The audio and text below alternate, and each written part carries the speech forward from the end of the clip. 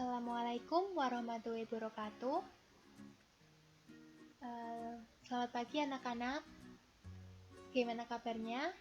Semoga kalian selalu baik-baik saja dan selalu diberi kesehatan. Sebelumnya, Ibu akan memperkenalkan diri. Nama Ibu Anissa Safitri. Bisa kalian panggil Bu Anissa. Ibu akan mengajari kalian mata pelajaran matematika. Oke, hari ini Ibu akan mengajar tentang materi kelas 11, yaitu pertumbuhan dan peluruhan. Tolong disimak baik-baik ya, semoga penjelasan Ibu dapat memberikan pemahaman kalian. Sebelumnya, Ibu akan memberikan motivasi untuk kalian, sehingga kalian bisa semangat belajar.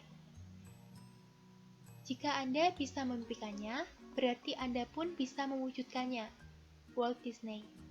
Motivasi ini artinya, jika anak-anak mempunyai mimpi, maka yakinlah kalian bisa mewujudkannya. Tentunya harus dengan usaha, doa, dan tawakal. Nah, ini merupakan contoh penerapan pertumbuhan dan peluruhan dalam kehidupan sehari-hari. Ini ada pertumbuhan jumlah penduduk, ada pemantulan bola, ada pembelahan bakteri. Jadi materi ini itu sering kalian temui penerapannya dalam kehidupan sehari-hari. Selanjutnya, Ibu akan memulai materi tentang pertumbuhan. Pertumbuhan berarti pertambahan nilai suatu besaran, misalnya pertumbuhan jumlah penduduk dan pertumbuhan uang tabungan karena bunga. Terdapat dua macam pertumbuhan, yaitu pertumbuhan linier dan pertumbuhan eksponensial. Pertumbuhan linier. Pertumbuhan linier merupakan pertambahan nilai secara tetap sehingga sesuai dengan barisan aritmetika naik. Pertumbuhan linier dirumuskan sebagai berikut. Pn sama dengan P0 kali 1 ditambah N kali B. Kemudian pertumbuhan eksponensial. Pertumbuhan eksponensial merupakan pertambahan nilai secara berlipat sehingga sesuai dengan barisan geometri naik. Pertumbuhan eksponensial dirumuskan sebagai berikut. Pn sama dengan P0 kali 1 ditambah B pangkat N. Keterangan, Pn sama dengan nilai besaran setelah N periode, P0 sama dengan nilai besaran di awal periode, N sama dengan banyaknya periode pertumbuhan, B sama dengan tingkat pertumbuhan. Untuk memperjelas pemahaman kalian, ini Ibu akan berikan contoh soal.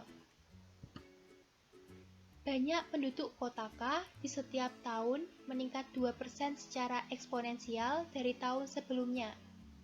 Tahun 2019, penduduk di kota K sebanyak 300.000 jiwa. Hitunglah banyak penduduk pada tahun 2020 dan 2029. Alternatif penyelesaian. P0 kita ambil sama dengan 300.000. B sama dengan 2%, yang bisa kita tulis 0,02. Banyak penduduk pada tahun 2020, artinya 1 tahun setelah 2019, maka N sama dengan 1. Pn sama dengan P0 kali 1 ditambah B pangkat N. P1 sama dengan 300.000 kali 1 ditambah 0,02 pangkat 1 sama dengan 300.000 kali 1,02 pangkat 1 dan hasilnya 306.000 jiwa. Jadi, banyak penduduk tahun 2020 adalah 306.000 jiwa. Sekarang kita mencari banyak penduduk pada tahun 2029. N di sini sama dengan 2029 dikurangi 2019 sama dengan 10. Kita Kita masukkan ke dalam rumus, yaitu P0 kali 1 ditambah B pangkat N, di mana P1 sama dengan 300.000 kali 1 ditambah 0,02 pangkat 10, sama dengan 300.000 kali 1,02 pangkat 10, dihasilkan 365.696,326. Apabila dibulatkan, maka menjadi 366.000 jiwa. Jadi, banyak penduduk tahun 2029 adalah 366.000 jiwa.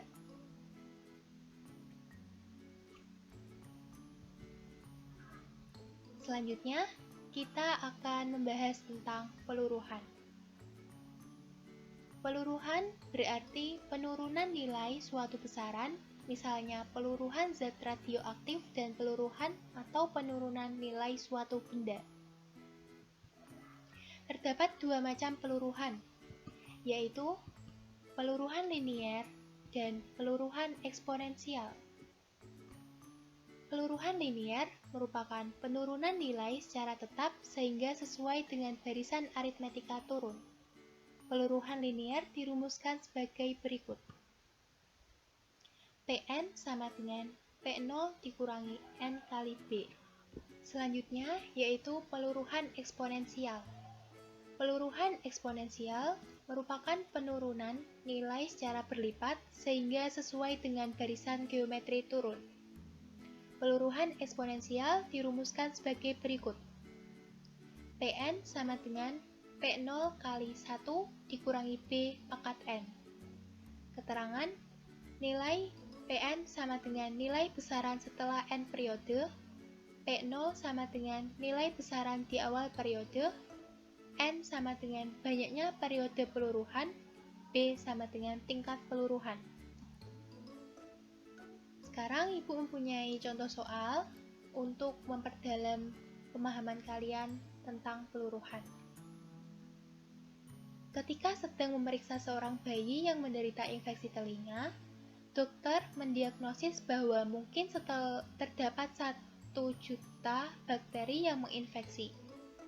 Selanjutnya, pemberian penisilin yang diresepkan dokter dapat membunuh 5% bakteri setiap jam. Tentukan banyak bakteri setelah 12 jam. Alternatif penyelesaian, P0 sama dengan 1 juta, B sama dengan 5%, sama dengan 0,05. Peluruhan terjadi setiap 4 jam, sehingga selama 12 jam terjadi 3 kali peluruhan, di mana N sama dengan 12 dibagi 4 sama dengan 3.